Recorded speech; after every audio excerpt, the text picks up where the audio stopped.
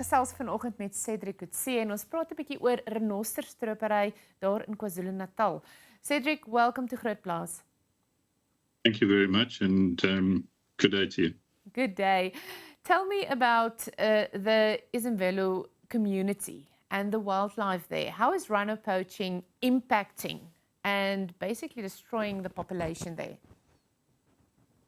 Okay, in terms of the rhino population, especially in Zululand, it's considered one of the significant rhino populations in the country, if not the world. And Shushluya-Mfolozi Park is one of the key populations within the Zululand area. And over the last year, it's been of significant impact in terms of the rhino poaching threat that's been focused on the Shushluya-Mfolozi Park, mainly because of the numbers of animals that we have in that population. So it is a significant population. Now, tell me a little bit more about Izimvelo, the wildlife, where you are involved. I mean, what are you guys doing to try and break and try and combat what is happening there in your community?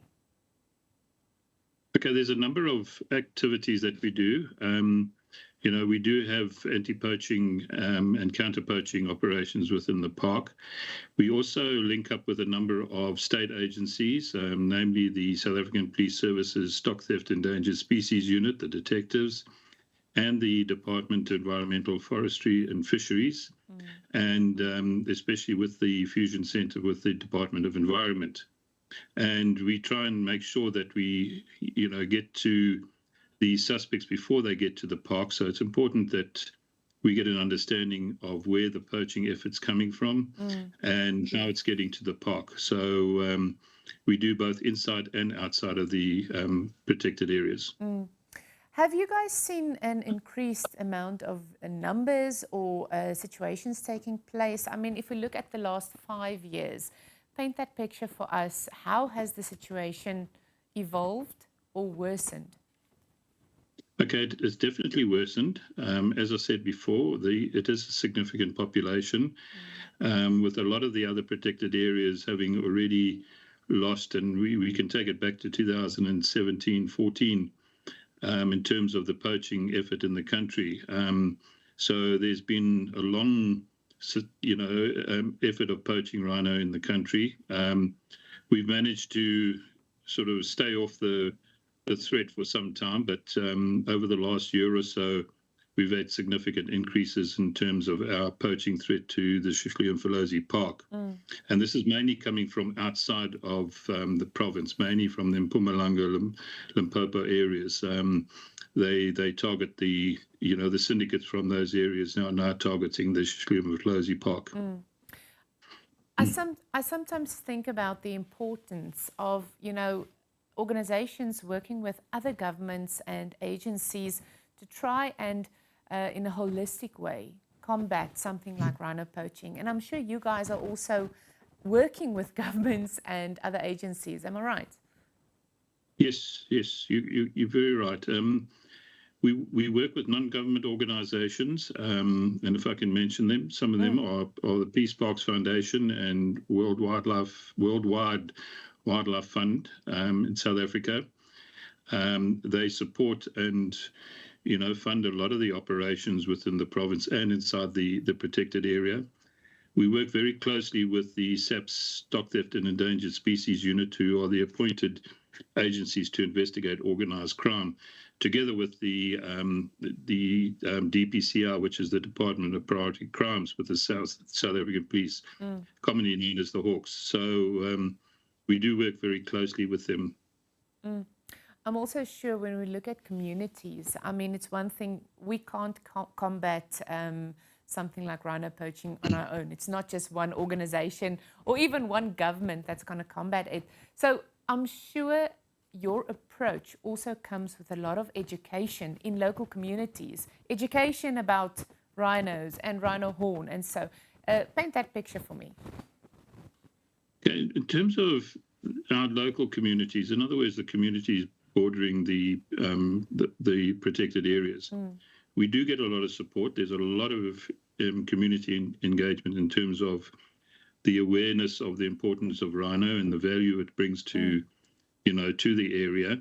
But what we have found is that a lot of the poaching effort is coming from outside the province. Now, there's always an element within any community that are criminally use criminal activity. So they use parts of the community, but the majority of the community surrounding our parks are supportive of our operations. We do not find many suspects inside the park that are coming from our local communities.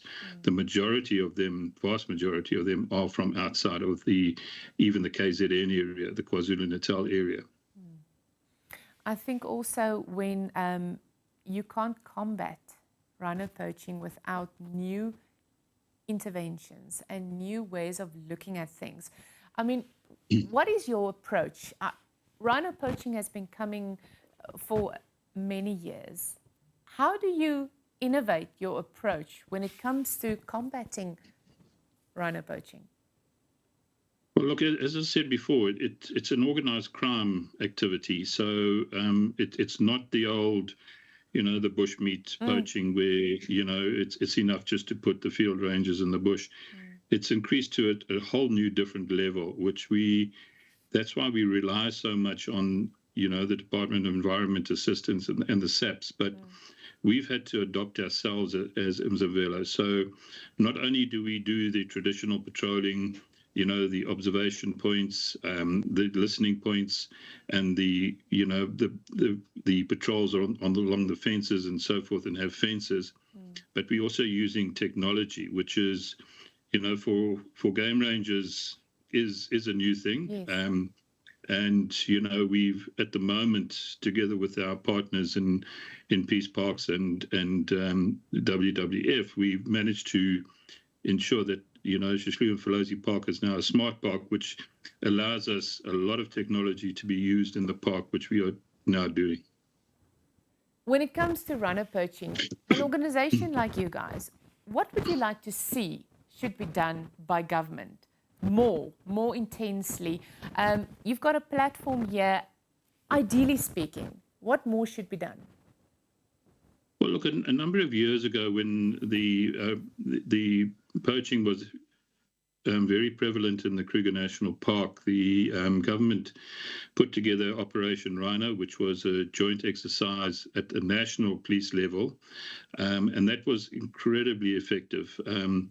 That what allowed us to get on top of a lot of the poaching, in those 2017, 18, 19 years.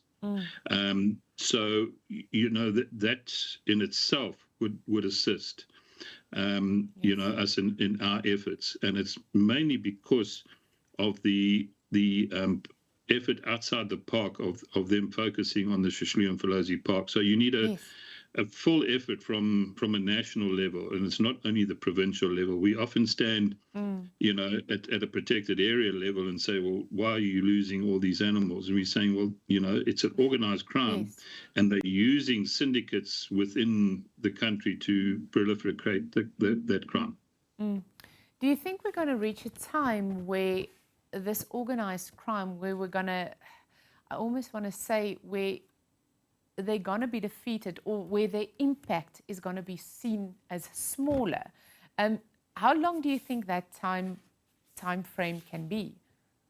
Well, look, I mean, there are other options that are available, and there's a lot of debate around sustainable use of wildlife in the country at the moment. And whilst it's very difficult to combat organized crime when it's entrenched in society, and you just have to look at some of the work that's been done around Kruger, not only in Kruger, that points out to the fact that how much of an issue you've got outside the park in terms of organized crime being entrenched in society.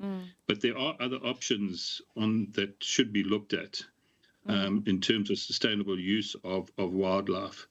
And the value of the rhino horn, we all know, is extremely high. And so we need to look at all the options, and there's not only law enforcement.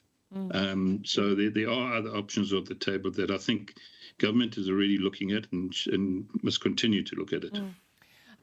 I'm always very aware of the fact and the role that the community itself plays in the whole fight against rhino poaching. And by this I mean, and I actually want to hear from you, what can we as a community, as normal people on the street, what should we not do when it comes to rhinos? Like, for example, don't take pictures if you see one. No, look, it's fine to take pictures.